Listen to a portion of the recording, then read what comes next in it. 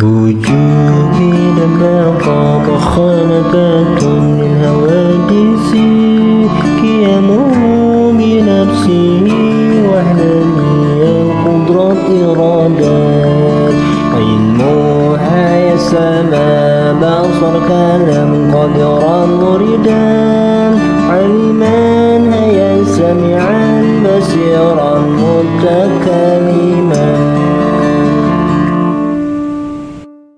Assalamualaikum warahmatullahi wabarakatuh. Bismillahirrahmanirrahim. Alhamdulillahi wa kafa. Wassalatu wassalamu ala sayyidina Muhammadinil Mustafa wa ala alihi wa sahbihi ahli sidki wa tuqa, amma ba'du. Qalal mu'alif rahimahullahu ta'ala wa nafa'ana bi wa bi ulumihi wa amadana bi asrarihi wa da'alina min barakati fid darain. Wa qala rabbis rahli sadri wa yassirli amri wahlul 'uqdatam min lisani yafqahu qauli. Para pemirsa yang dirahmati Allah, mari kita lanjutkan kajian akidah kitab Tijan, bahasan sifat qiyamuhu binafsihi.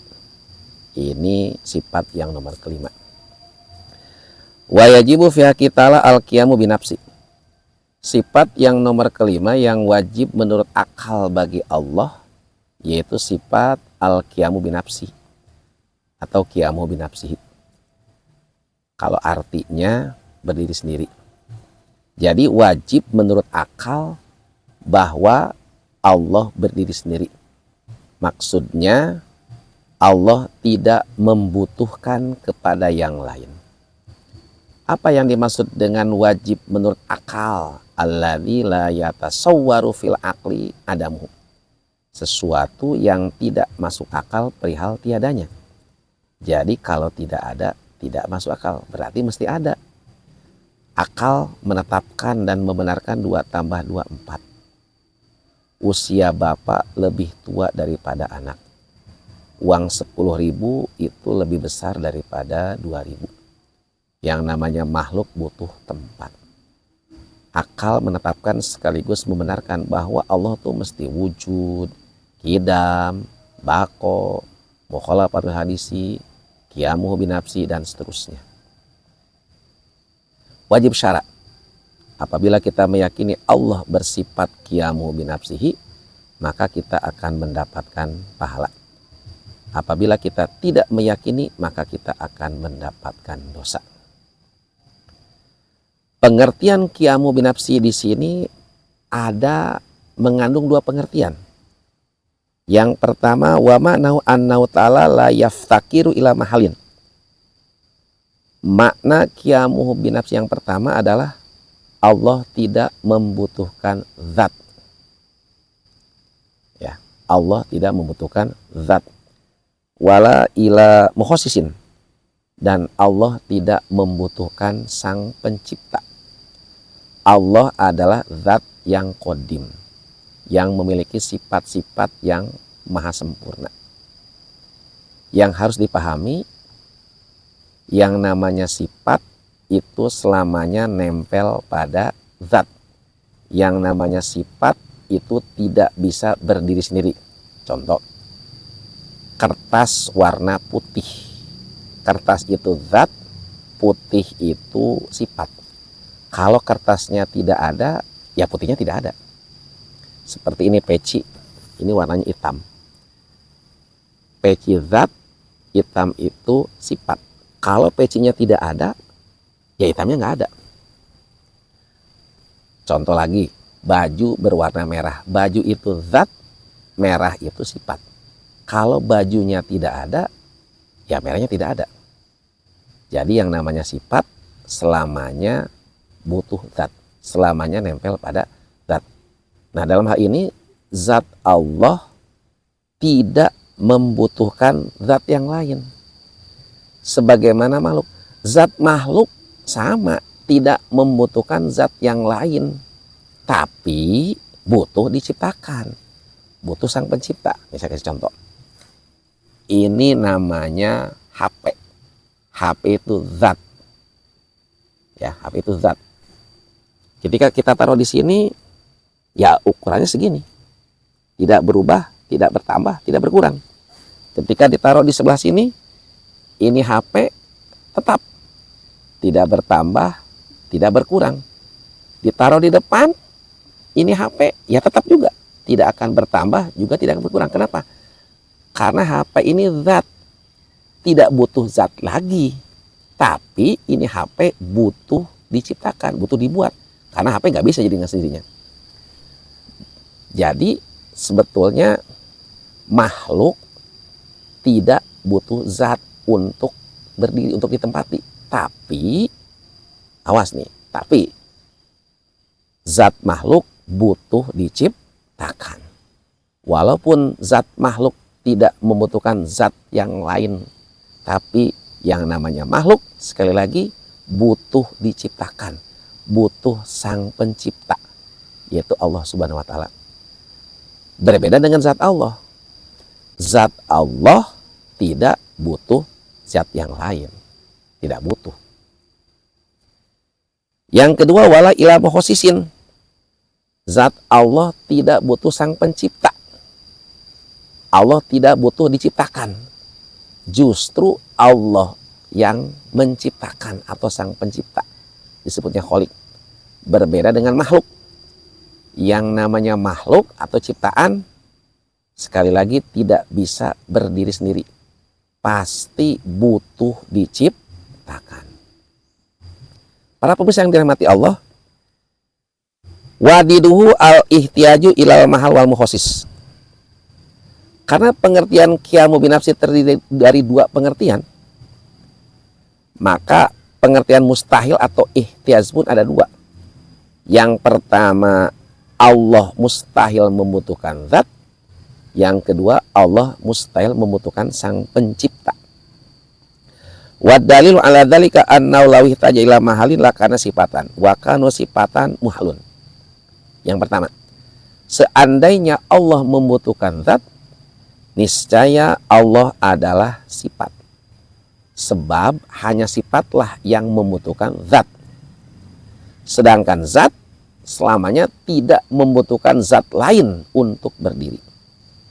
Adapun Allah sifat adalah mustahil. Sebab Allah wajib memiliki sifat. Bila mana memiliki sifat, maka Allah zat yang qadim. Yang kedua, walawih taja ila mukhasisin lakan hadisan wa kanu hadisan muhalun.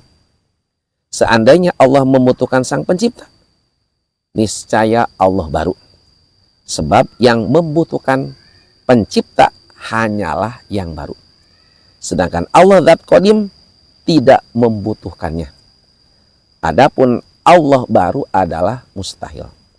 Bila mana mustahil Allah baru, maka mustahil Allah membutuhkan sang pencipta. Maka Allah zat yang qadim, Allah zat yang maha kaya, tidak membutuhkan kepada yang lain, tidak membutuhkan zat, juga tidak membutuhkan sang pencipta. Adapun dalil naklinya dalam surat Al-Ankabut ayat 6, a'udzubillahi minasyaitonirrajim, innallaha laghaniyun 'anil 'alamin. Yang artinya wallahu a'lam bil murad, sesungguhnya Allah benar-benar maha kaya, tidak memerlukan sesuatu dari semesta alam. Para pemirsa yang dirahmati Allah, seandainya seluruh penduduk muka bumi beribadah semua kepada Allah, beriman kepada Allah, maka Allah tetap maha mulia, tidak akan bertambah. Begitupun sebaliknya, seandainya seluruh penduduk muka bumi kafir, tidak ada yang iman, tidak yang menyembah Allah, Allah tetap maha mulia, tidak akan berkurang kemuliaan Allah. Para pemirsa yang dirahmati Allah, ketika seseorang atas siapapun di antara kita beribadah, sholat, puasa, sedekah, maka manfaatnya kembali kepada dirinya. Begitupun sebaliknya, apabila ada seseorang yang melakukan perbuatan dosa atau maksiat, maka efeknya kembali kepada si pelaku maksiat, kepada pelaku yang berbuat dosa tadi. Yang harus dipahami, Allah tidak membutuhkan ibadah kita. Allah tidak butuh sholat kita, tidak butuh puasa kita, dan tidak butuh ibadah yang lain. Justru kita yang harus butuh Allah, butuh ridhonya, butuh rahmatnya. Para pemirsa yang dirahmati Allah, oleh karenanya kalau kita ingin dapat ridho dari Allah, maka luruskan niat.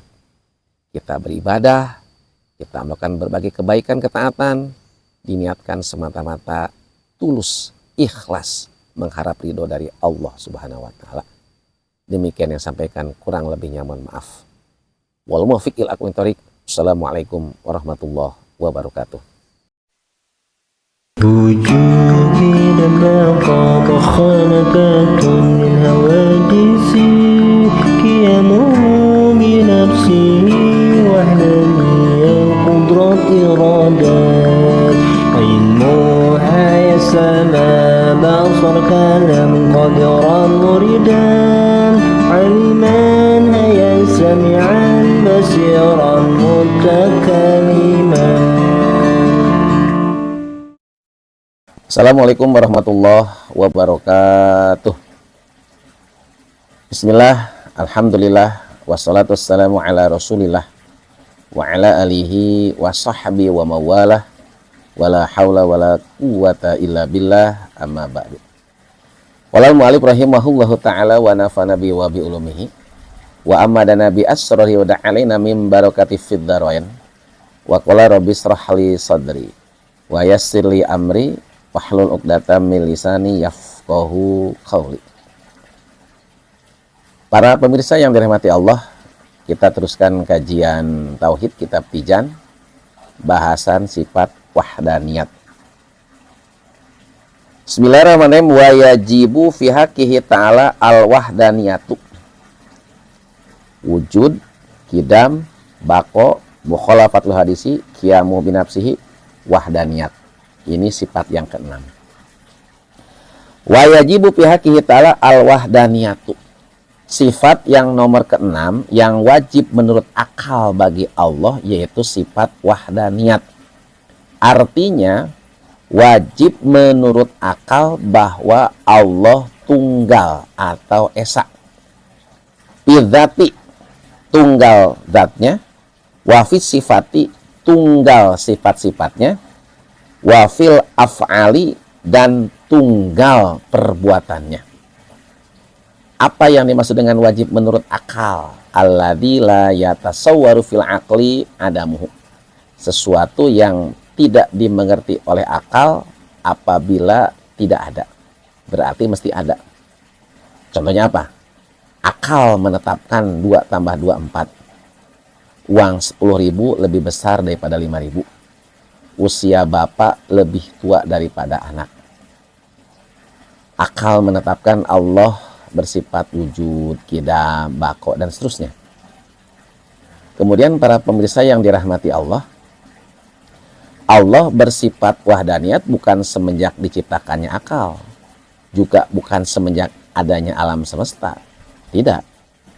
Sebelum adanya akal, sebelum adanya alam semesta, Allah sudah bersifat wahdaniyat. Kenapa? Karena semua sifat-sifat Allah qadim, tidak ada awal. Kemudian wajib syarat. Apabila kita meyakini Allah bersifat wahdaniyat, maka kita akan mendapatkan pahala. Sebaliknya apabila kita tidak meyakini, maka kita akan mendapatkan dosa. Yang berikutnya para pemirsa yang dirahmati Allah, apa makna tunggal Allah pada zatnya? Nah, di sini jelaskan wa maknal wahdaniyati. Adapun makna tunggal Allah fi dzati pada zatnya, annaha laisat murakkabatan an ajjain muta'addidatin. Jadi makna tunggal Allah pada zatnya bahwa zat Allah tidak tersusun dari beberapa bagian atau juz, berbeda dengan makhluk. Contoh manusia. Manusia itu tersusun dari beberapa bagian. Ada kepala, ada tubuh, tangan, kaki. Kalau hewan, di samping ada kepala, punya tanduk, kalau yang memang ada tanduknya, ada ekor. Kalau tumbuh-tumbuhan, itu kan ada susunannya. Ada ranting, dahan, akar, daun, buah. Nah, kalau zat Allah itu tidak tersusun dari beberapa bagian atau juz. Nah, pengertian ini membersihkan Allah dari kam muttasil pada zat. Yang berikutnya, tidak ada selain zat Allah yang namanya sekutu. Artinya mustahil Allah punya teman. La ilaha illallah wahdahu la syarikalah. Allah tidak memiliki sekutu atau teman. Nah, dalam hal ini, para pemirsa yang dirahmati Allah, zat Allah tidak bersekutu. Tidak ada 2, 3, 4, dan seterusnya. Pengertian ini membersihkan Allah dari kamun pasil pada zat. Para pemirsa yang dirahmati Allah, yang berikutnya apa makna tunggal Allah pada sifat-sifatnya? Wa makna wahdaniyah tipis sifat annau laysa sifatani fa aksara min jinsin wahidin kaqudrataini wa hakada. Makna tunggal Allah pada sifat-sifatnya bahwa Allah memiliki satu sifat. Kudrotnya satu, ilmunya satu, samanya satu, basornya satu. Allah tidak memiliki 2 sifat, 3 sifat, 4 sifat, dan seterusnya, yang memiliki satu nama dan satu makna. Berbeda dengan makhluk. Contohnya mendengar. Pendengaran manusia beda-beda. Ada yang mendengar, ada yang kurang mendengar, ada yang sangat mendengar, ada yang tidak mendengar. Tapi bagi Allah dikatakan Allah Maha mendengar. Contohnya apalagi melihat. Kalau di makhluk kan ada yang melihat, sangat melihat, kurang melihat. Tapi bagi Allah dikatakan Allah Maha melihat. Nah, pengertian ini membersihkan Allah dari kam muttasil pada sifat Allah. Berikutnya walaisa li ghairi sifatun tusyabi sifatu ta'ala. Tidak ada selain Allah yang memiliki sifat yang sama dengan sifat-sifat Allah. Apa contohnya? Misal manusia kuasa. Ya, kuasa manusia dengan kuasanya Allah beda. Kalau kuasa Allah tidak terbatas, kuasa manusia itu kan terbatas. Ilmu Allah tidak terbatas, sempurna. Tapi kalau ilmu manusia terbatas dan tidak sempurna. Jadi tidak ada selain Allah yang memiliki sifat yang sama dengan sifat-sifatnya Allah. Pengertian ini membersihkan dari pengertian ini membersihkan dari kamun pasil pada sifat Allah. Yang berikutnya para pemirsa yang dirahmati Allah, wa maknal wahdani fil af'al annau laysa li ghairi fa'lun minal af'al. Makna tunggal Allah pada perbuatannya bahwa tidak ada selain Allah yang memiliki pekerjaan atau perbuatan yang memiliki taksir atau bekas. Semuanya pada hakikatnya adalah perbuatan Allah Subhanahu wa Ta'ala. Kalau perbuatan manusia namanya kasab atau ikhtiar. Ini kita kasih contoh. Ketika ada yang sakit, sembuh. Itu disembuhkan oleh Allah pada hakikatnya. Ketika ada bangunan terbakar, gedung terbakar, itu yang membakarnya Allah. Demikian nih kalau jari tangan kita luka kena pisau, itu bukan karena pisau tapi karena Allah. Pisau sebab.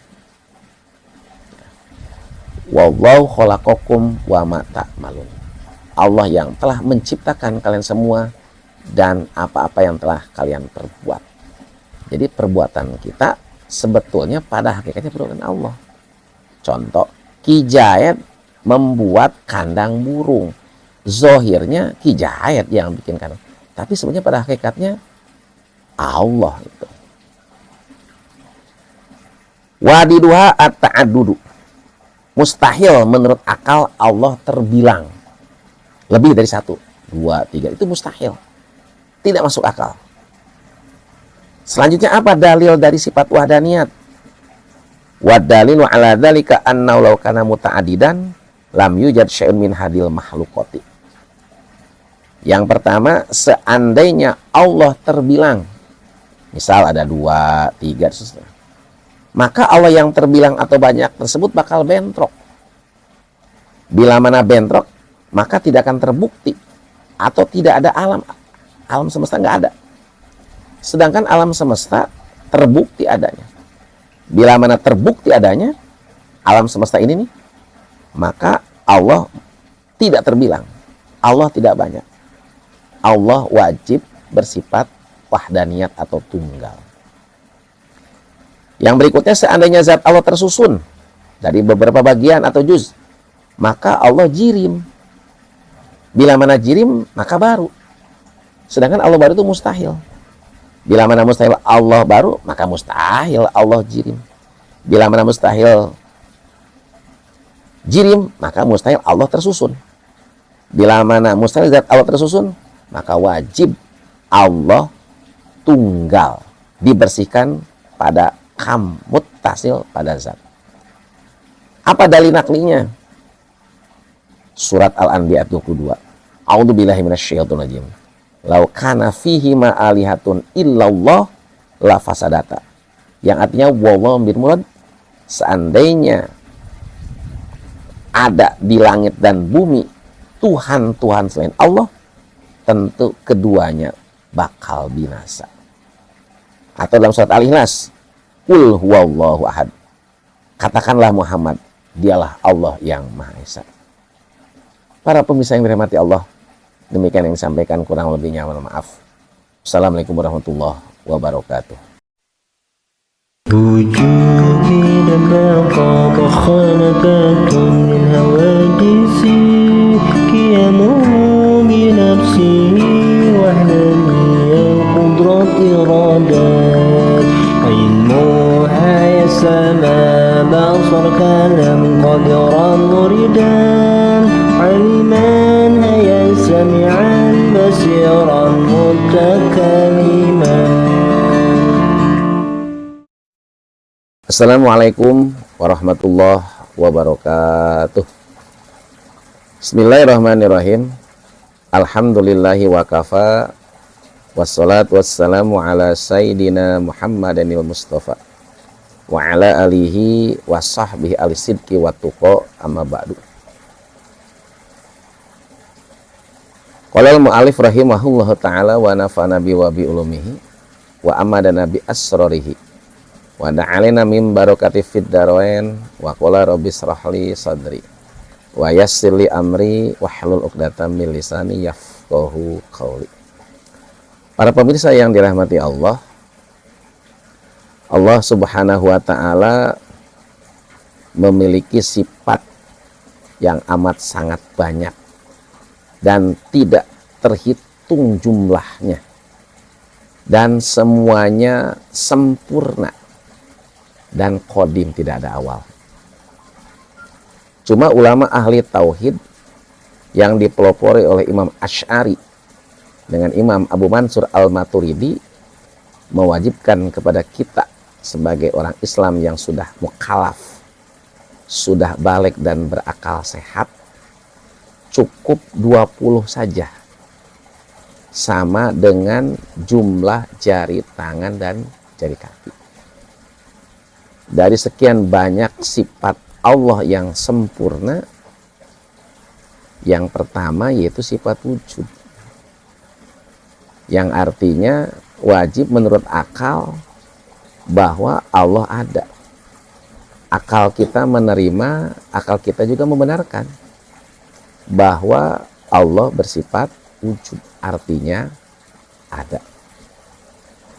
Wujud di sini terbagi 3. Ada wujud idofi, ada wujud aridi, dan ada wujud hakiki. Apa pengertian wujud idofi? Adanya satu perkara bersandar kepada perkara yang lain. Misal, adanya bapak bersandar kepada adanya anak. Yang kedua, wujud aridi. Adanya satu perkara karena didahului dengan tiada. Misal adanya langit, bumi, itu didahului dengan tiada. Dulunya nggak ada. 3, wujud hakiki. Adanya sesuatu tidak bersandar kepada yang lain, juga tidak didahului dengan tiada, yaitu zat Allah. Jadi wujud Allah, adanya Allah, itu tidak bersandar kepada sesuatu yang lain, juga tidak didahului dengan tiada, karena memang tidak ada permulaan, tidak ada awal. Adanya Allah tidak membutuhkan tempat, adanya Allah tidak menempati ruang dan waktu, adanya Allah tidak membutuhkan kepada yang lain. Apa dalilnya? Allah ada, tidak menempati ruang dan waktu, yaitu adanya makhluk. Adanya makhluk ini menjadi dalil bahwa Allah ada. Padahal keberadaan makhluk itu wenang. Adanya makhluk wenang, tidak ada makhluk juga wenang. Kenapa? Ada makhluk Allah ada, tidak ada makhluk Allah juga tetap ada. Kenapa makhluk dijadikan dalil bahwa Allah ada, Allah bersifat wujud? Karena keberadaan makhluk itu baru. Adanya alam semesta itu baru. Kenapa makhluk atau alam semesta baru? Karena yang namanya makhluk itu terdiri dari jirim dan sifat. Ya. Nah, yang namanya makhluk itu terdiri dari jirim dan sifat. Sifat makhluk itu senantiasa berubah. Contoh dari gerak ke diam, diam ke gerak. Ya. Makanya yang namanya makhluk ketika berubah nggak usah aneh. Dari tidak baik menjadi baik, dari baik menjadi tidak baik. Dari yang tadinya pelit menjadi dermawan, dari yang tadinya sombong menjadi tawadu. Itu berubah, gak usah aneh. Contoh nih, dulu waktu perang Uhud, ada orang hitam kafir namanya Wahsy. Ketika perang Uhud membunuh paman Nabi Sayyidina Hamzah, sehingga Sayyidina Hamzah mati syahid. Beberapa waktu kemudian apa yang terjadi? Allah ngasih hidayah kepada Wahsy sehingga beriman, masuk Islam dan diterima oleh Kanjeng Nabi Muhammad SAW. Nah, dalam hal ini kan berubah tuh. Dari yang darinya kafir dapat hidayah dari Allah menjadi iman.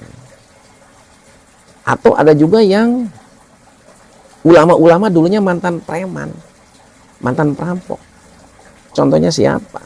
Fudail bin Iyad, itu mantan perampok, dapat hidayah dari Allah, kemudian dari perampok menjadi seorang ulama, ditinggikan derajatnya oleh Allah Subhanahu wa Ta'ala.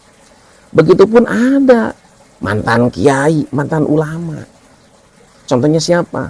Barsiso, seorang ulama, punya murid, punya santri banyak, tapi naudzubillah min dzalik, meninggalnya su'ul khotimah, tidak membawa iman Islam.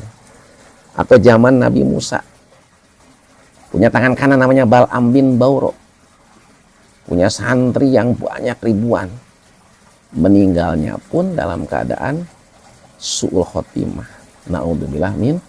Nah, ini berubah. Jadi makhluk terdiri dari dua, jirim dan sifat. Sifat makhluk selalu berubah. Ketika kita dalam kehidupan sehari-hari,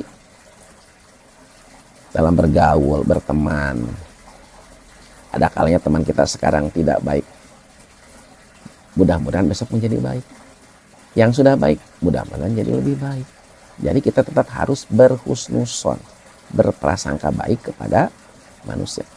Dan ingat, tidak boleh memandang rendah, menganggap remeh kepada orang-orang yang bergelimang maksiat. Kenapa? Boleh jadi sekarang mereka bergelimang maksiat, tapi beberapa waktu kemudian dapat hidayah, menjadi ahli ibadah. Awalnya tukang maksiat, dapat hidayah, menjadi orang yang rajin ibadah. Itu kan berubah. Siapa yang berubahnya? Allah Subhanahu wa Ta'ala. Demikian yang disampaikan. Kurang lebihnya mohon maaf. Billahi taufiq wal hidayah. Assalamualaikum warahmatullahi wabarakatuh. وجودي لما طاب خلقات للحوادث قيامه بنفسي وحدانية قدرة إرادات علمها يسمى بصر كلام قدرا مريدا علما هيا سمعا بصيرا متكلما. Assalamualaikum warahmatullahi wabarakatuh. Bismillahirrahmanirrahim. Alhamdulillahirabbil alamin. Wassalatu wassalamu ala asyrafil anbiya'i wal mursalin. Sayyidina Muhammad wa ala alihi wa sahbi ajmain, amma ba'du. Para pemirsa yang dirahmati Allah, mari kita lanjutkan bahasan Tauhid Kitab Tijan. Ini kita akan membahas tentang sifat kudrat. Ini sifat yang nomor ke-7. Bismillahirrahmanirrahim. Qala al-mu'allif rahimahullahu ta'ala wa nafa'ana bi wa bi ulumihi wa da'alana min barakati fid darain. Wa qala rabbi shrah li sadri wa yassir li amri wahlul 'uqdatam min lisani yafqahu qawli. Bismillahirrahmanirrahim. Wa yajibu fi haqqihi ta'ala al-qudratu. Sifat yang nomor ke-7 yang wajib menurut akal bagi Allah yaitu sifat kudrat. Artinya wajib menurut akal Allah kuasa, mampu menciptakan atau meniadakan perkara yang mungkin atau makhluk. Para pemirsa yang dirahmati Allah, apa pengertian wajib menurut akal? Alladzi la yatasawwaru fil aqli adamu. Sesuatu yang tidak dimengerti oleh akal apabila tidak ada. Jadi mesti ada. Contohnya, akal menetapkan yang namanya makhluk, kalau enggak diam, gerak. Kalau enggak gerak, diam. Makhluk butuh tempat. Akal menerapkan Allah mesti wujud, Allah mesti kidam, Allah mesti mukhalafatu lil hawadisi dan seterusnya. Wajib syarat apabila kita meyakini bahwa Allah bersifat kudrat, maka kita akan mendapatkan pahala. Sebaliknya, apabila kita tidak meyakini, maka kita akan mendapatkan dosa. Apa itu sifat kudrat? Di sini jelaskan wahya sifatun wujudiyatun. Sifat kudrat adalah sifat yang wujud, sifat yang nyata. Lau kusyifa al hijabu, apabila dibuka hijab, la ra'ainaha, maka kita akan bisa menyaksikannya.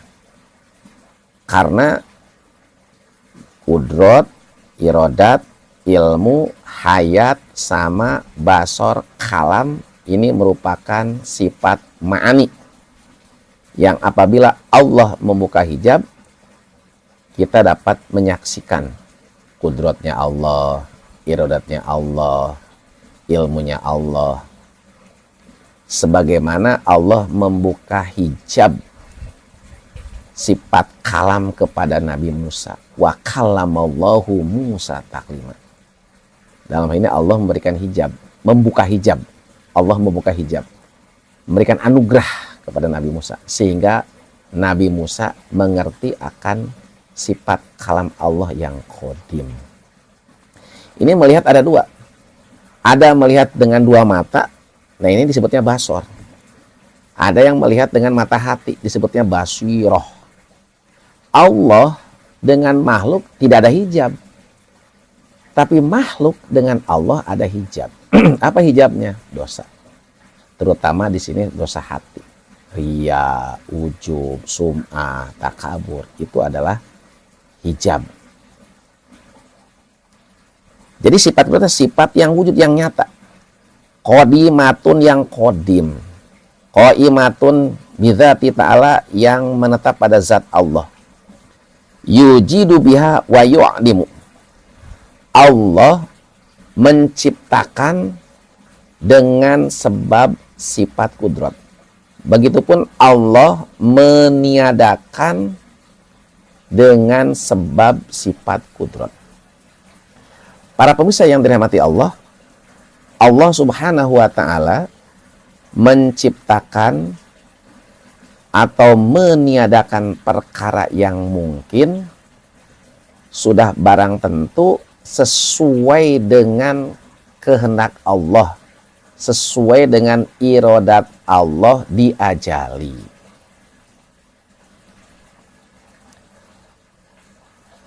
Apa contohnya? Leluhur kita, kakek, nenek, ya, itu dulu ada leluhur kita. Kemudian sekarang tiada, sudah meninggal. Nah itu ditiadakannya oleh Allah. Nah kita dulunya nggak ada, sekarang ada. Nah diadakannya, diciptakannya oleh Allah. Allah menciptakan dengan sebab kudrat, Allah meniadakan juga dengan sebab kudrat. Ketika ada orang yang sakit, kemudian sembuh, itu sembuhnya karena kuasa Allah. Yang namanya dokter, obat itu hanya perantara, hanya sebab. Begitupun ketika ada orang yang kaya raya, hartanya melimpah, kemudian jatuh miskin, bangkrut. Itu dimiskinkan, dibangkrutkan dengan sebab kuasa Allah. Ketika ada orang yang tadinya miskin, nggak punya apa-apa, menjadi orang yang kaya raya, itu pun orang tersebut menjadi kaya raya karena sebab kuasa Allah.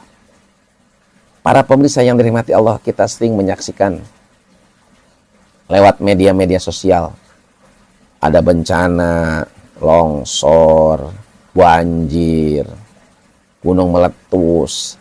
Apa yang kita saksikan? Kita selalu menyaksikan, mendapatkan kabar berita ada orang yang selamat. Ketika ada banjir dia selamat. Ketika ada bangunan runtuh karena gempa bumi, selamat. Ada kapal laut tenggelam, ada orang yang selamat. Itu orang-orang yang selamat itu karena kuasa Allah. Ya. Ingat, itu karena kuasa Allah. Nggak usah aneh. Ya. Lalu apa kebalikan dari sifat kudrat? Wadiduha al-aju. Mustahil menurut akal apabila Allah lemah, tidak berdaya. Itu tidak masuk akal. Wadalilu ala dzalika anna law kana ajijan lam yujad syai'un min hadil makhluqati. Apa dalil akli, dalil menurut akal sifat kudrat? Seandainya Allah lemah, maka Allah baru. Sedangkan Allah baru mustahil. Bila mana mustahil Allah baru, maka mustahil Allah lemah. Bila mana mustahil Allah lemah, maka wajib menurut akal Allah bersifat kudrat, artinya kuasa. Seandainya Allah lemah, maka tidak akan terbukti alam semesta. Sedangkan ini alam semesta terbukti dan kita menyaksikannya. Maka ketika kita menyaksikan alam semesta ini ada, terbukti, maka mustahil Allah lemah. Bila mana mustahil Allah lemah, maka wajib menurut akal Allah bersifat kudrat, artinya kuasa.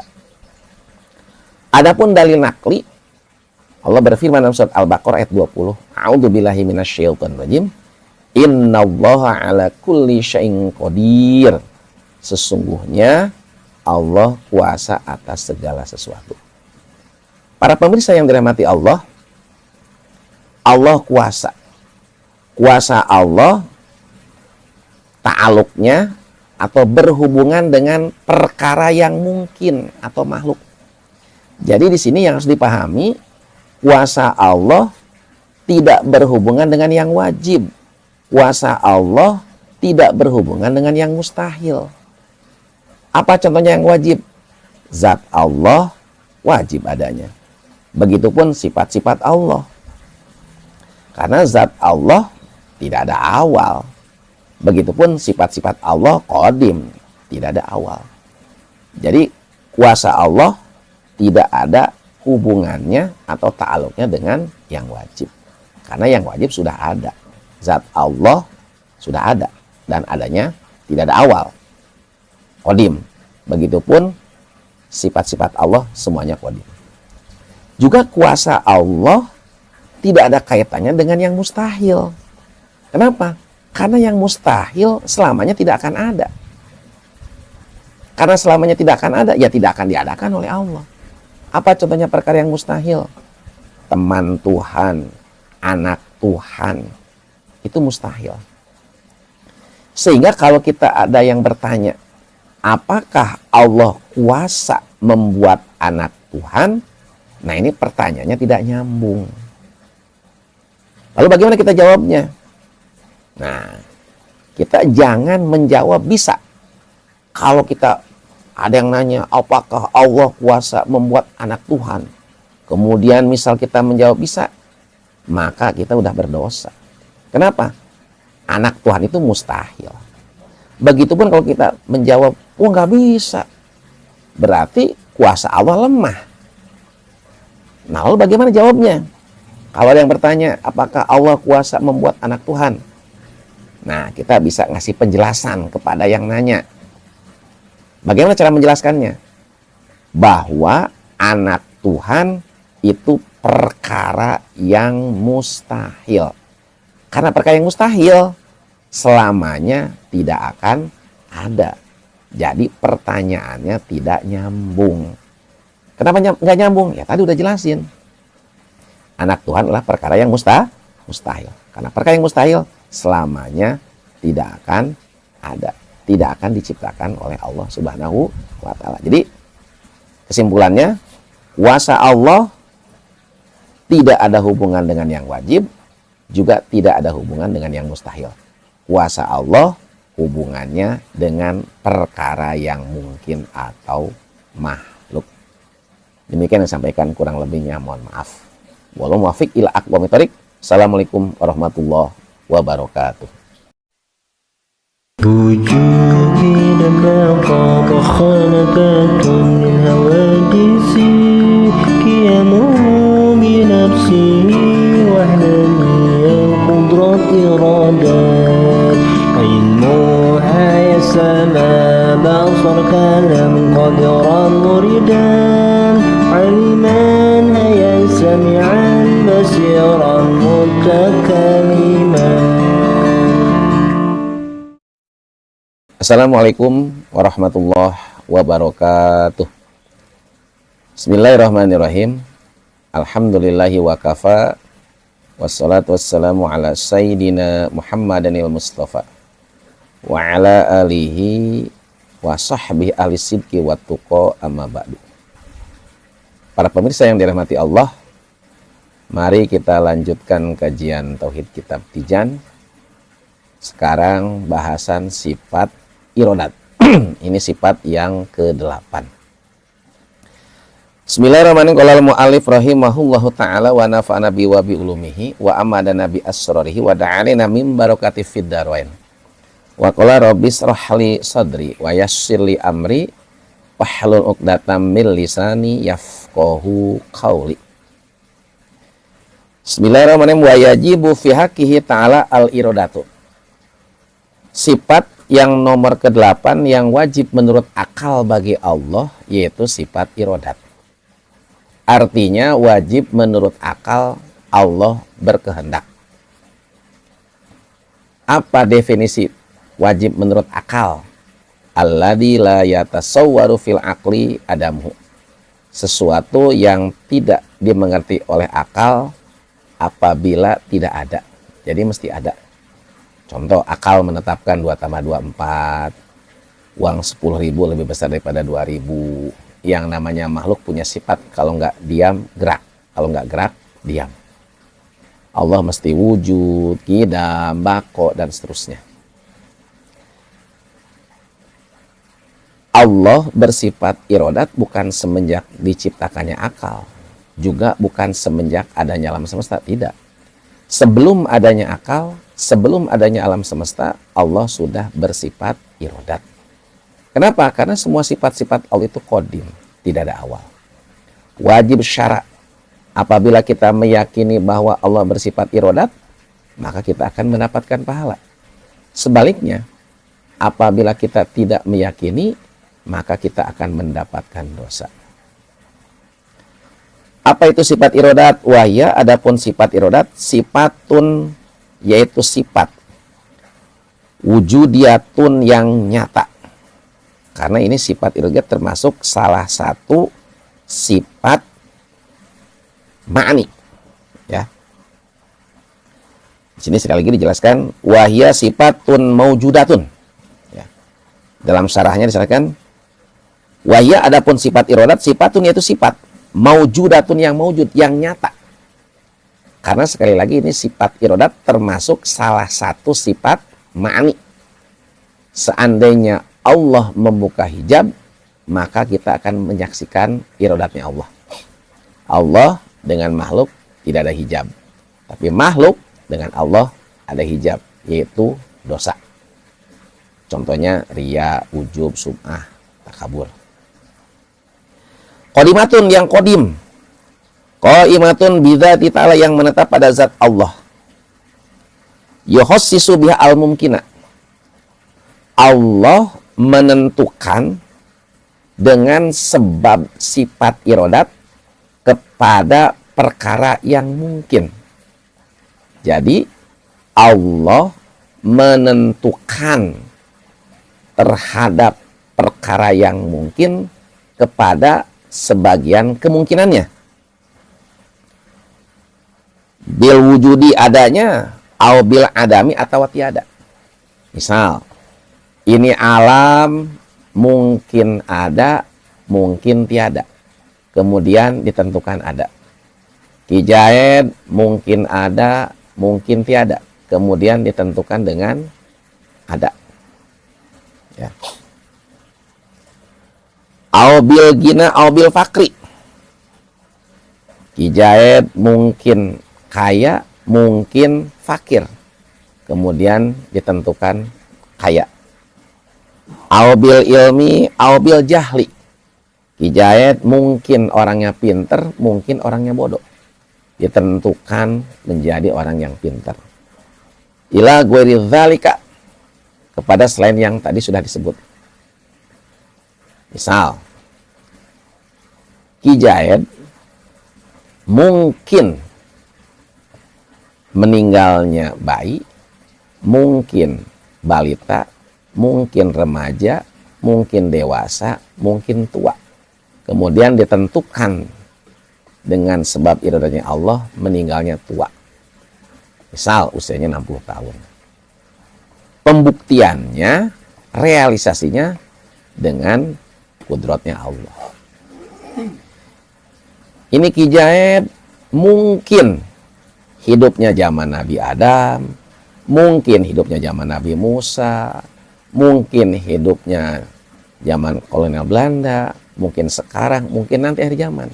Ditentukan oleh Allah hidupnya sekarang.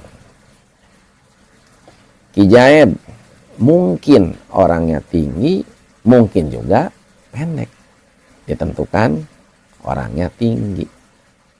Nah, jadi yang menentukan itu dengan sebab irodat.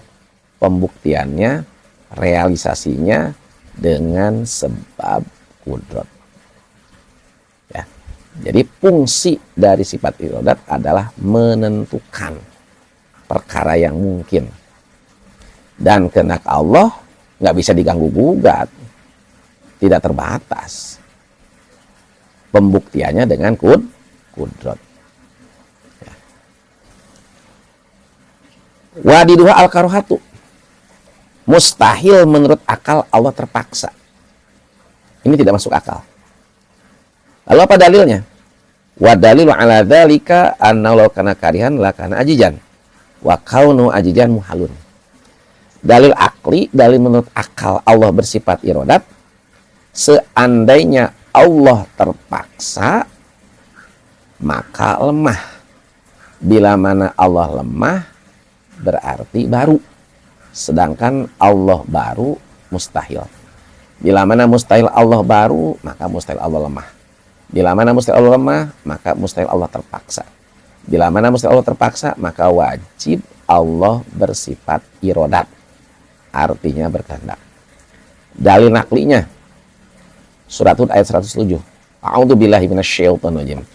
Inna rabbaka fa'alul lima yurid. Yang artinya wallahu a'lam bil murad. Sesungguhnya Tuhanmu maha pelaksana terhadap apa yang Dia kehendaki. Jadi semua yang terjadi di alam semesta itu tidak akan lepas dari kudrat iradatnya Allah. Demikian yang dapat kami sampaikan. Kurang lebihnya mohon maaf. Wal muwaffiqil aqwamit thoriq. Assalamualaikum warahmatullahi wabarakatuh. وجودي لك طاب خانبات من هواجسك ينمو بنفسي وحدني قدرة إرادات علمها يسمى بصرك لم قدرا مريدا علما هيا سمعا بصيرا متكلما. Assalamualaikum warahmatullahi wabarakatuh. Bismillahirrahmanirrahim. Alhamdulillahirabbil alamin. Wassalatu wassalamu ala asyrafil anbiya'i wal mursalin Sayyidina Muhammad wa ala alihi wa sahbihi ajmain. Amma ba'du. Para pemirsa yang dirahmati Allah, mari kita teruskan kajian kitab Tijan. Kita akan membahas sifat ilmu. Bismillahirrahmanirrahim. Qala al-mu'allif rahimahullahu ta'ala wa nafa'ana bi wa bi ulumihi wa amadana bi asrori wa da'alina min barakati fid darain. Wa qala rabbi israh li sadri wa yassir li amri wa hlul 'uqdatam min lisani yafqahu qawli. Bismillahirrahmanirrahim. Wa yajibu fi haqqihi ta'ala al-ilmu. Sifat yang nomor 9 yang wajib menurut akal bagi Allah yaitu sifat ilmu. Artinya wajib menurut akal bahwa Allah mengetahui. Apa arti wajib menurut akal? Alladzi la yatasawwaru fil aqli adamuhu. Sesuatu yang tidak masuk akal perihal tiadanya. Jadi kalau tidak ada, tidak masuk akal, berarti mesti ada. Apa contohnya? Akal menetapkan usia bapak lebih tua daripada anak. Uang 10.000 lebih besar daripada 5.000. Yang namanya makhluk punya sifat kalau nggak gerak, diam. Kalau nggak diam, gerak. Akal membenarkan bahwa Allah mesti bersifat wujud, qidam, baqo, dan seterusnya. Wajib syara'. Apabila kita meyakini bahwa Allah bersifat ilmu, maka kita akan mendapatkan pahala. Sebaliknya, apabila kita tidak meyakini, maka kita akan mendapatkan dosa. Apa itu sifat ilmu? Wahya sifatun qadimatun qaimatun bidzatihi ta'ala. Sifat ilmu adalah sifat yang maujud, sifat yang nyata, sifat yang qadim, yang menetap pada zat Allah. Ya'lamu biha al-asya'a. Allah mengetahui dengan sebab sifat ilmu semua perkara. minal wajibati, dari yang wajib, wal jaijati, dan yang wenang, wal mustahilati, dan yang mustahil.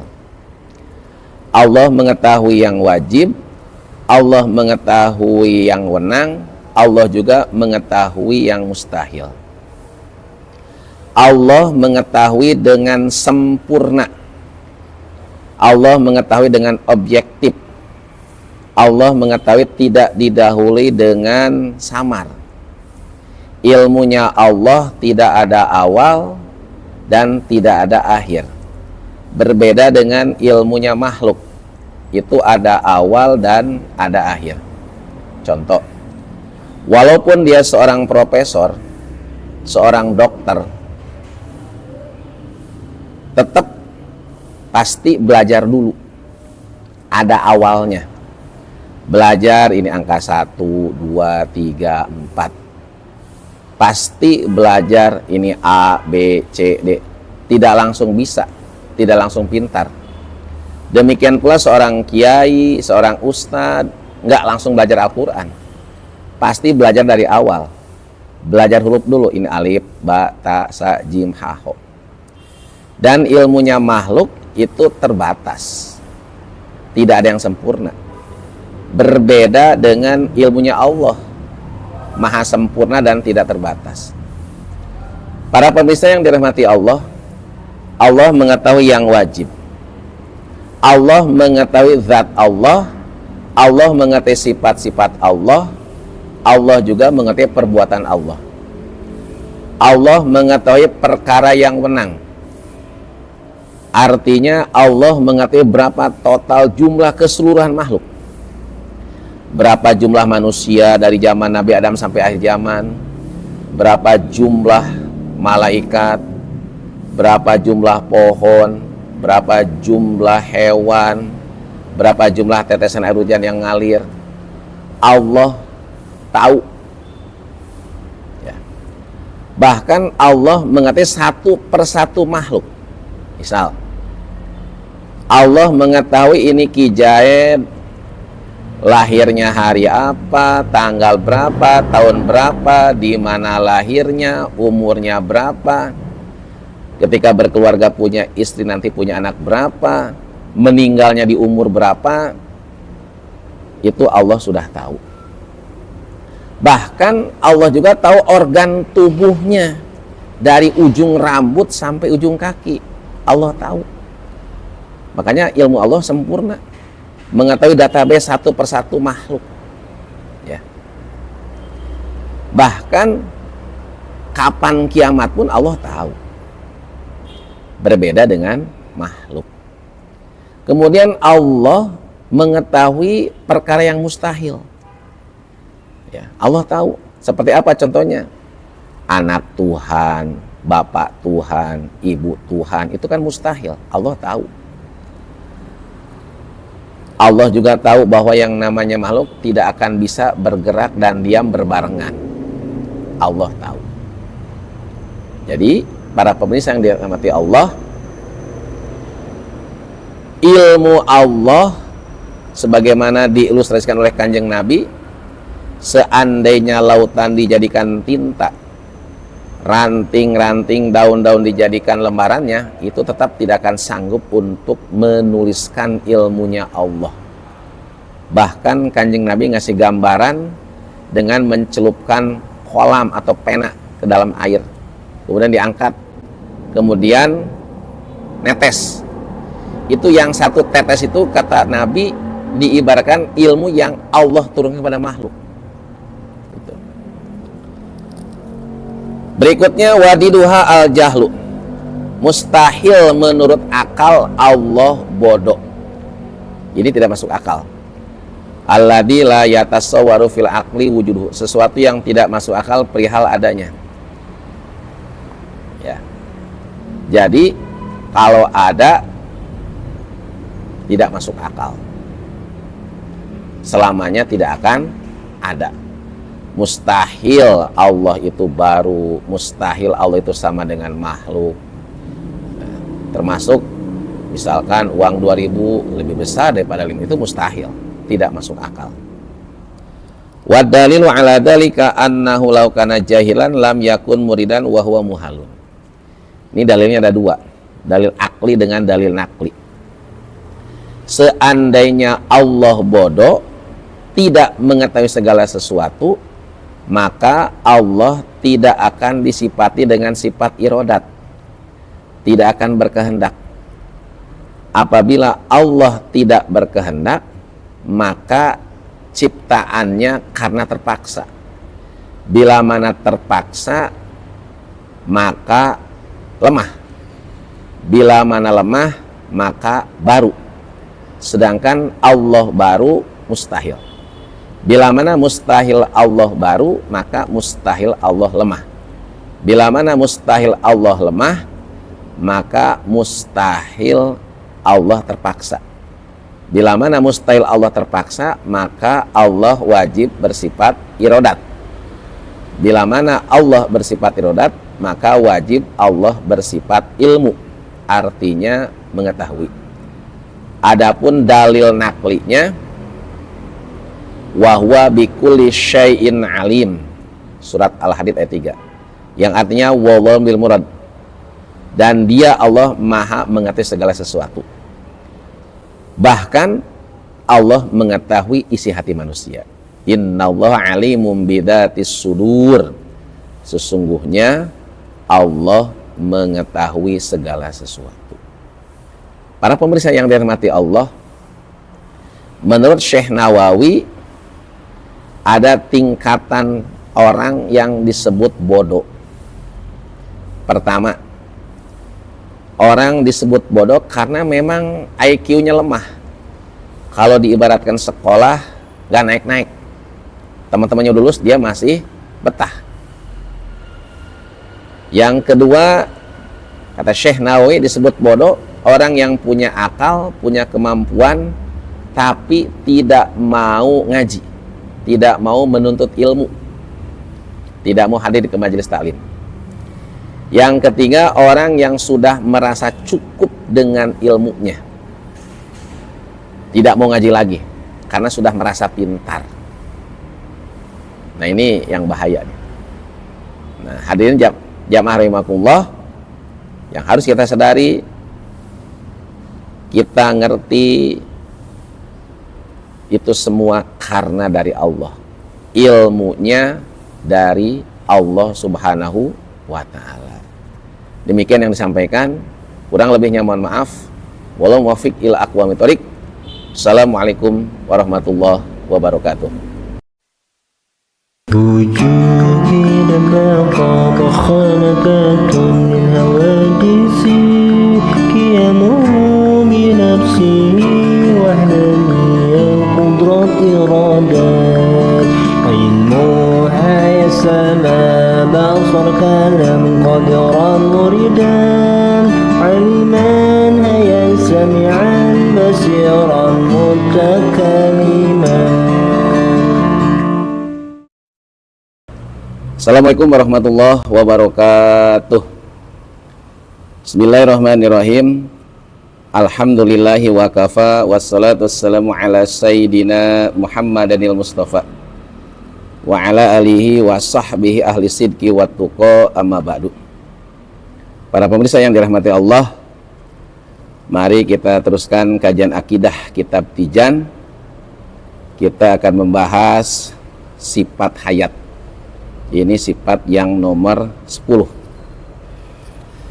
Bismillahirrahmanirrahim. Qala al-muallif rahimahullahu ta'ala wa nafa'ana bi wa bi ulumihi wa amadana bi asrari wa da'alina min barakati fid darain. Wa qala rabbi israh li sadri wa yassir li amri wahlul 'uqdatam min lisani yafqahu qawli. Bismillahirrahmanirrahim. Wa yajibu fi haqqihi ta'ala al-hayatu. Sifat yang nomor ke-10 yang wajib menurut akal bagi Allah, yaitu sifat hayat. Artinya wajib menurut akal bahwa Allah hidup. Apa itu arti wajib menurut akal? Alladzi la yatasawwaru fil aqli adamuhu. Sesuatu yang tidak masuk akal perihal tiadanya. Jadi kalau tidak ada, tidak masuk akal. Berarti mesti ada.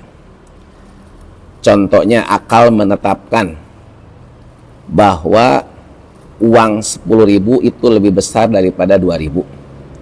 Yang namanya makhluk itu butuh tempat. Akal menetapkan Allah mesti bersifat wujud, qidam, baqo, mukhalafatul hawadisi, dan seterusnya. Wajib syarat, apabila kita meyakini bahwa Allah bersifat hayat, maka kita akan mendapatkan pahala. Sebaliknya, apabila kita tidak meyakini, maka kita akan mendapatkan dosa. Apa itu sifat hayat? Wa ya sifatun qadimatun qaimatun bidzatihi ta'ala. Ya. Sifat hayat adalah sifat yang maujud, sifat yang qadim, yang menetap pada zat Allah. Hidupnya Allah dengan zatnya. Hidupnya makhluk itu dengan ruh. Ya. Hidupnya Allah tidak ada awal, tidak ada akhir. Berbeda dengan hidupnya makhluk. Ada awal dan ada akhir. Hidupnya Allah tidak membutuhkan tempat. Hidupnya makhluk itu membutuhkan tempat. Jadi berbeda. Tusahhihu lahu ayyatasifa bil ilmi wa ghairihi minas sifati. Tusahhihu yang mensahkan sifat hayat, lahu bagi Allah ayyatasifa. Allah disifati bil ilmi dengan ilmi, bil ilmi dengan sifat ilmu, wa ghairihi dan selain sifat ilmu. Minas sifati dari beberapa sifat seperti kudrat, irodat, sama, basar, dan seterusnya. Para pemirsa yang dirahmati Allah, yang harus dipahami, sifat hayat merupakan sifat yang memegang peranan penting untuk dibenarkan atau disahkannya sesuatu zat bisa mempunyai sifat idrok atau daya tangkap seperti ilmu, melihat, mendengar. Dalam arti suatu zat bisa dikatakan berilmu, melihat, mendengar apabila dia hidup. Akan tetapi tidak mesti sesuatu yang bersifat hayat atau hidup harus selalu ada idrok. Misal, ada yang hidup tidak mendengar tuli, ada yang hidup tidak melihat atau buta, ada yang hidup tapi dianya bodoh. Para pemirsa yang dirahmati Allah, sekali lagi yang harus dipahami, hidupnya Allah dengan zatnya. La ya'rifullah illallah. Tidak ada yang tahu Allah kecuali hanya Allah. Hidupnya makhluk dengan ruh. Yang namanya makhluk nih, kita manusia ini kan makhluk. Ketika usia kandungan 4 bulan itu ditiup ruh. Jadi manusia hidup karena ada ruh. Ketika meninggal, dicabut nyawa oleh malakal maut, oleh malaikat Ijrail, maka ruh keluar dari jasadnya. Di sini yang harus dipahami juga, yang dikubur itu jasad. Yang di alam barzah atau di alam kubur adalah ruh. Kenapa? Karena jasad manusia itu asalnya dari tanah. Makanannya juga dari tanah. Berjalannya juga di atas tanah. Dan pasti dikubur di dalam tanah. Berbeda dengan ruh. Ruh itu asalnya dari Allah dan akan kembali kepada Allah Subhanahu wa ta'ala. Oleh karenanya, apabila kita ingin hidup ini bernilai, bermakna dimuliakan Allah, maka kita harus menjalankan yang namanya hablum minallah, hablum minanas. Memperbaiki hubungan dengan Allah, juga memperbaiki hubungan dengan sesama makhluk. Misal, kalau ada yang sakit kita nengok, kalau ada yang meninggal kita takziah, kalau kita diundang selama tidak ada halangan kita datang. Kita tetap menebar kebaikan, menebarkan manfaat. Ya. Kemudian hidupnya Allah tidak ada awal, tidak ada akhir. Tapi hidupnya makhluk itu pasti ada awal, ada akhir. Hidupnya Allah tidak membutuhkan kepada yang lain. Tapi kalau hidupnya makhluk itu butuh kepada yang lain. Contoh, tukang cukur itu nggak bisa nyukur sendiri, butuh pada yang lain. Dokter pun nggak bisa nyuntik sendiri, pasti butuh bantuan yang lain. Berikutnya, wadiduha al-mautu, mustahil menurut akal Allah mati. Definisi mustahil menurut akal, alladzi la yatasawwaru fil aqli wujuduhu, sesuatu yang tidak masuk akal perihal adanya. Kalau ada tidak masuk akal, berarti mesti tidak ada, selamanya tidak akan ada. Jadi mustahil Allah mati, mustahil Allah tiada, mustahil Allah sama dengan makhluk, mustahil Allah ada awal, mustahil Allah ada akhir. Demikian juga mustahil makhluk bisa bergerak dan diam berbarengan. Nah, ini mustahil.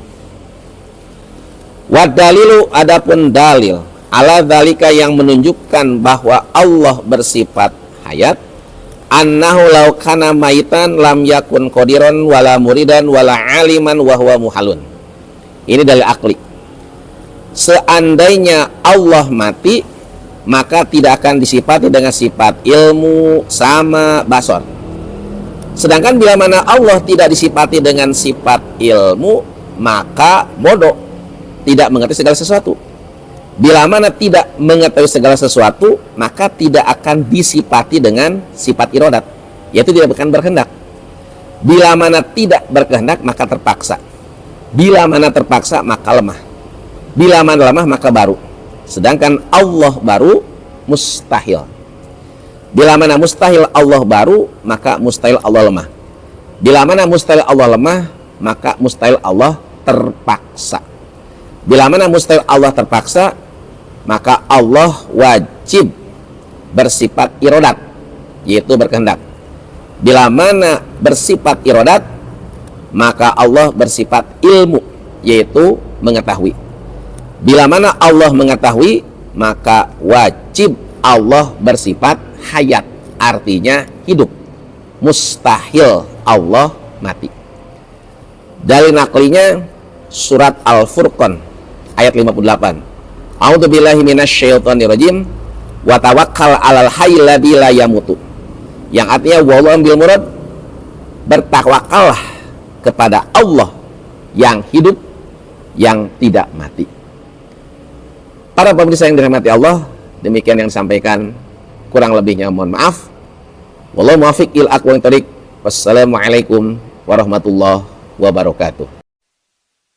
وجودي لما طاب خانقات الهوادث قيامه بنفسه وحدانية قدرة إرادات علمها يسمى بصر كلام قدرا مريدا علما هيا سمعا بصيرا متكلما. Assalamualaikum warahmatullahi wabarakatuh. Bismillahirrahmanirrahim. Alhamdulillahirabbil alamin, wassalatu wassalamu ala asyrafil anbiya'i wal mursalin Sayyidina Muhammadin wa ala alihi wa sahbihi ajmain, amma ba'du. Para pemirsa yang dirahmati Allah, mari kita teruskan kajian akidah kitab Tijan. Kita akan membahas sifat sama dan basor. Ini merupakan sifat yang nomor 11 dan 12. Bismillahirrahmanirrahim. Qala al-mu'allif rahimahullahu ta'ala wa nafa'ana bi wa bi ulumihi. Wa ammadana bi asrari wa da'alaina min barakati fid darwain. Wa qala rabbis rahli sadri wa yassirli amri wahlul 'uqdatam min lisani yafqahu qawli. Bismillahirrahmanirrahim. Wa yajibu fi haqqihi ta'ala as-sam'u wal basaru. Sifat yang nomor 11 dan 12 yang wajib menurut akal bagi Allah yaitu sifat sama dan sifat basar. Artinya wajib menurut akal Allah mendengar, Allah melihat. Apa arti wajib menurut akal? Alladzi la yatasawwaru fil aqli adamuhu. Sesuatu yang tidak masuk akal perihal tiadanya. Jadi kalau tidak ada tidak masuk akal, berarti mesti ada. Akal menetapkan 2 tambah 2 4. Makhluk membutuhkan tempat. Makhluk punya sifat kalau nggak diam gerak, kalau nggak gerak diam. Akal membenarkan bahwa Allah mesti wujud, qidam, baqo, dan seterusnya. Kemudian yang harus dipahami, Allah bersifat sama dan sifat basar bukan semenjak diciptakannya akal, bukan semenjak adanya alam semesta, tidak. Sebelum adanya akal, sebelum adanya alam semesta, Allah sudah bersifat sifat sama dan sifat basar. Kenapa? Karena semua sifat Allah itu qadim, tidak ada awalnya. Wajib syarak. Seandainya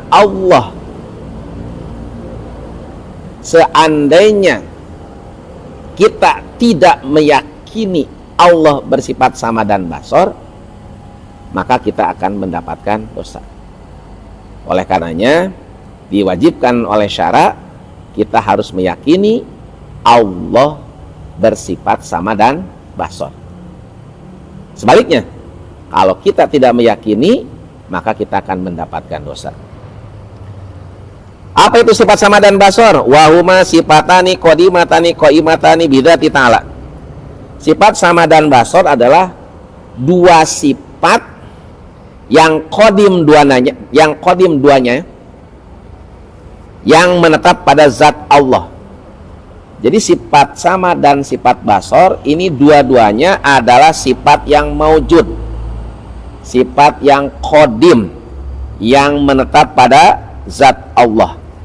Yang kasifu bihi ma'al maujud, terbuka dengan sifat sama dan basar al maujudu, semua yang maujud. Para pemirsa yang dirahmati Allah, Allah mendengar dengan zatnya, Allah melihat dengan zatnya, berbeda dengan makhluk. Seperti manusia, mendengar itu ada alat, pakai telinga. Manusia melihat pakai alat yang namanya mata. Pendengaran Allah tidak terbatas, pendengaran makhluk terbatas. Penglihatan Allah tidak terbatas, penglihatan manusia terbatas. Allah mendengar semua suara makhluk. Mendengar suara malaikat, mendengar suara manusia, mendengar suara pohon bertasbih, mendengar suara hewan-hewan bertasbih. Karena Al-Quran dijelaskan yusabbihu lahu ma fis samawati wa fil ardh. Telah yusabbihu, membaca tasbih, lahu kepada Allah, ma fis sama wa ma fil ardh, makhluk yang ada di langit dan makhluk yang ada di bumi. Jadi sebenarnya seperti pohon, hewan, ya sebetulnya mereka berbaca tasbih. Ya. Nah, Allah dengar. Seperti kisahkan oleh Nabi Sulaiman. Suara ayam berkokok sebelum azan subuh itu kalau diterjemahkan ke dalam bahasa kita nih, uzkurullaha ya ghafilin. Uzkurullah, ingatlah kalian semua pada Allah, ya ghafilin, hai orang yang lalai karena masih tidur. Jadi Allah mendengar suara makhluk. Ya. penglihatan Allah juga tidak terbatas. Tidak ada satu perbuatan pun yang tidak dilihat oleh Allah. Allah melihat semut hitam berjalan di atas batu hitam pada malam hari dalam cuaca hujan. Kalau kita belum tentu bisa lihat. Ya. Oleh karenanya para pemirsa yang dirahmati Allah, sudah sepatutnya kita sebagai orang yang beriman harus punya keyakinan bahwa apa yang kita ucap didengar oleh Allah, apa yang kita perbuat juga dilihat oleh Allah. Maka kita harus pelihara diri kita. Jangan sampai Allah sudah ngasih nikmat, rizki, karunia kepada kita, tapi ketika kita berbicara, bicaranya kurang baik, ada ujaran kebencian, cacian, makian. Harusnya kita malu.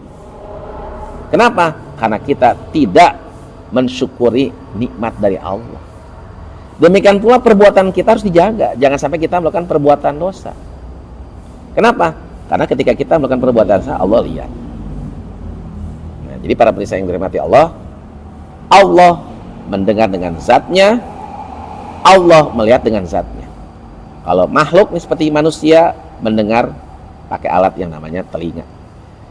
Manusia melihat pakai alat yang namanya mata. Wadiduhuma as-samamu wal ama. Mustahil menurut akal Allah tuli, Allah buta. Ini tidak masuk akal. Alladzi la yatasawwaru fil aqli wujuduhu. Sesuatu yang tidak masuk akal perihal adanya. Jadi kalau ada nggak masuk akal. Ya, mustahil Allah lemah, mustahil Allah tiada, sama. Mustahil Allah tuli, mustahil Allah buta. Seandainya Allah tuli, kasihan orang-orang beriman yang berdoa, Allahnya juga tuli, tidak akan dijawab, itu mustahil. Begitupun ketika misal seandainya Allah buta, yang enak orang yang berbuat dosa, Allah juga nggak lihat, itu sama, ini mustahil. Wa dalilu ala dalika qaulu ta'ala wa huwas samiul basir. Ini dalil naklinya. Surat Asy-Syura ayat 11. Wa huwas samiul basir. Yang artinya dan dia Allah as-sami'u yang mendengar, al-basir yang melihat.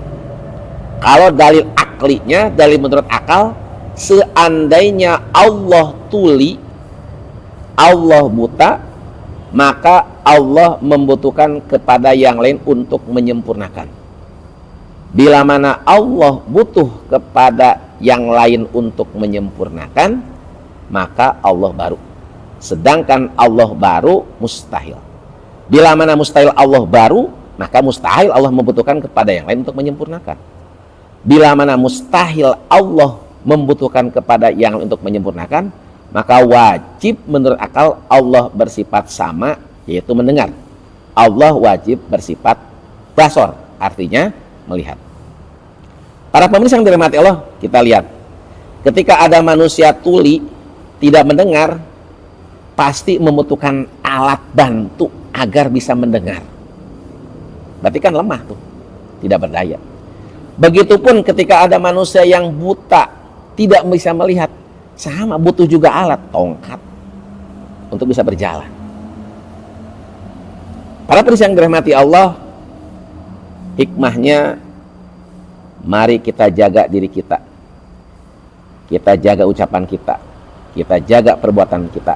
Jangan sampai apa yang kita ucap, apa yang kita perbuat melanggar aturan. Apa yang kita ucap, apa yang kita perbuat justru mendatangkan murka Allah. Oleh karenanya, mari kita berbicara yang baik, mari kita berbuat juga yang baik. Demikian yang disampaikan, kurang lebihnya mohon maaf. Assalamualaikum warahmatullahi wabarakatuh.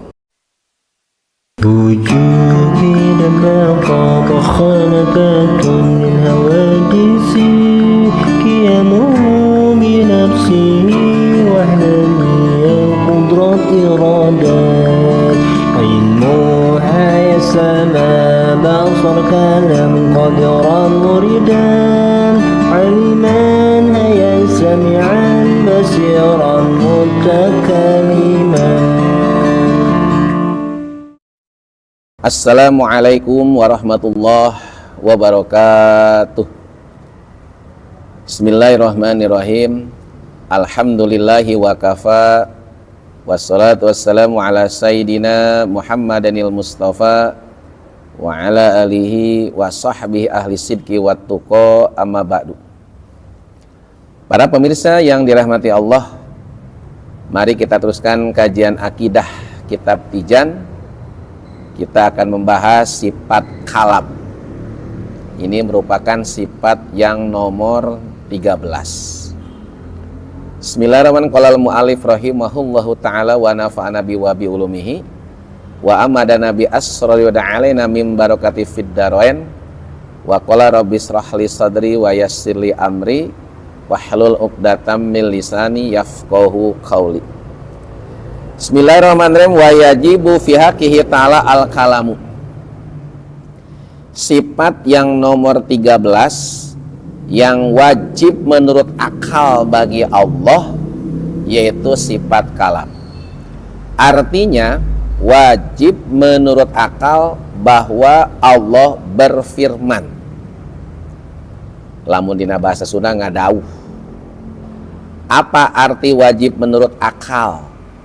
Alladzi la yatasawwaru fil aqli adamuhu. Sesuatu yang tidak masuk akal perihal tiadanya. Kalau tidak ada, tidak masuk akal. Berarti mesti ada. Contohnya, akal menetapkan usia bapak itu lebih tua daripada anak. Yang namanya makhluk itu butuh tempat. Yang namanya makhluk punya sifat kalau nggak diam gerak. Akal membenarkan Allah mesti wujud, qidam, baqo, dan seterusnya. Yang harus dipahami, Allah bersifat kalam bukan semenjak diciptakannya akal, juga bukan semenjak adanya alam semesta. Tidak. Sebelum adanya akal, sebelum adanya alam semesta, Allah sudah bersifat kalam. Kenapa? Karena semua sifat-sifat Allah itu qadim. Wajib syarak. Apabila kita meyakini bahwa Allah bersifat kalam, maka kita akan mendapatkan pahala. Sebaliknya, apabila kita tidak meyakini, maka kita akan mendapatkan dosa. Apa itu sifat kalam? Wa huwa sifatun qadimatun qaimatun bidzatihi ta'ala. Sifat kalam adalah sifat yang maujud. Artinya sifat yang nyata. Lau kusyifa al-hijabu la ra'ainaha. Seandainya Allah membuka hijab, maka kita akan bisa menyaksikan kalam Allah yang qadim. Allah dengan makhluk itu tidak ada hijab. Sedangkan makhluk dengan Allah ada hijab, yaitu dosa. Terutama dosa hati seperti riya, ujub, sum'ah, takabur, dan seterusnya. Dan sifat kalam ini termasuk salah satu sifat ma'ani yang jumlahnya ada 7. Jadi sifat kudrot, irodat, ilmu, hayat, sama, basor, kalam, ini semuanya termasuk sifat ma'ani. Seandainya Allah membuka hijab, maka kita akan dapat menyaksikannya. Menyaksikan kudratnya Allah, iradatnya Allah, termasuk kalamnya Allah yang qadim. Laisat biharpin wala sautin. Allah berfirman dengan zatnya. Kalau makhluk itu berbicara menggunakan lidah. Allah berfirman tidak ada huruf, tidak ada suara. Tidak ada awal, tidak ada akhir. Tidak ada surat, tidak ada ayat. Tidak ada i'rab, juga tidak ada mabni. Ini saya ulang. Allah berfirman tidak ada huruf, juga tidak ada suara. Ya, seperti huruf A, B, C, D, atau huruf hijaiyah, alif, bata, sajim, ha, ho, atau huruf kanji itu. Tidak. Juga tidak ada suara. Ya. Jadi firman Allah tidak ada huruf, tidak ada suara, tidak ada awal, juga tidak ada akhir, tidak ada surat, tidak ada ayat, tidak ada i'rab, juga tidak ada mabni. Berbeda dengan makhluk seperti manusia. Ketika manusia berbicara, itu ada alat pakai lidah. Manusia berbicara ada suaranya, ada hurufnya. Dan ketika berbicara pasti ada awal dan ada akhir. Ya. Berikutnya para pemirsa yang dirahmati Allah, sifat kalam Allah adalah satu, namun mengandung berbagai bagian dalam anggapan atau aksam i'tibariyah, tergantung kaitannya atau ta'aluk. Apabila kalamnya berkaitan dengan tuntutan untuk mengerjakan sesuatu, misalnya sholat, maka dinamakan amar atau perintah. Yang kedua, apabila kalamnya berkaitan dengan tuntutan melarang sesuatu, misalnya melarang zina, maka dinamakan nahi atau larangan. Yang ketiga, apabila kalamnya berkaitan dengan menceritakan sesuatu, misal bahwa sesungguhnya Fir'aun melakukan melakukan menyembah patung berhala, maka dinamakan khobar atau berita. Apabila kalamnya berkaitan dengan suatu perjanjian, misal orang yang taat akan mendapatkan jannah atau surga, ini dinamakan wa'ad atau perjanjian. Yang kelima, apabila kalamnya berkaitan dengan suatu ancaman, misal orang yang berbuat dosa atau maksiat akan masuk neraka, maka dikatakan wa'id atau ancaman. Para pemirsa yang dirahmati Allah, apabila dikatakan kalamullah, maka pengertiannya ada dua. Yang pertama, menunjukkan kepada sifat kalam yang ada pada zat Allah. Dalam istilah lain dikatakan kalam nafsi, bersifat verbal. Kalamullah inilah yang dimaksud dengan sifat kalam yang ada pada zat Allah. Yang kedua, menunjukkan kepada kalam lafzi, bersifat non-verbal, dalam arti firman Allah yang bisa dibaca. Dalam istilah lain dikatakan al-fadhus syarifah, lafad-lafad yang mulia. Kalamullah dengan arti ini adalah baru, dalam arti dibuat oleh Allah yang ada awalnya dan ada akhirnya. Sebutan lain bagi kalamullah adalah Al-Quran. Sebagaimana kalamullah mempunyai dua pengertian, maka Al-Quran pun mempunyai dua pengertian. Pertama, dimaksudkan sifat kalam yang ada pada zat Allah. Apabila Al-Quran dimaksudkan sifat kalam, maka Al-Quran adalah qadim. Dimaksudkan firman Allah yang suka dibaca oleh kita. Penamaan Al-Quran kepada firman Allah yang suka dibaca oleh kita adalah istilah yang amat populer. Maka Al-Quran dengan arti ini termasuk dalam kategori hadis atau baru. Ya. Tapi ini harus disebutkannya di majelis taklim. Ya, ini Al-Quran yang biasa kita baca. Jadi para pemirsa yang dirahmati Allah, yang harus dipahami, ini Al-Quran yang biasa kita baca. Al-Quran yang biasa kita baca itu kan ada awal, ada akhir, ada hurufnya, alif fathah saja maho ya. Juga ada suaranya, ada ayatnya, ada suratnya. Nah ini bicara kita tentang kronologisnya. Kolam, ya, ini ciptaan Allah. Kolam biirodatilah, kolam dengan kehendak Allah menulis huruf, ya, menulis huruf.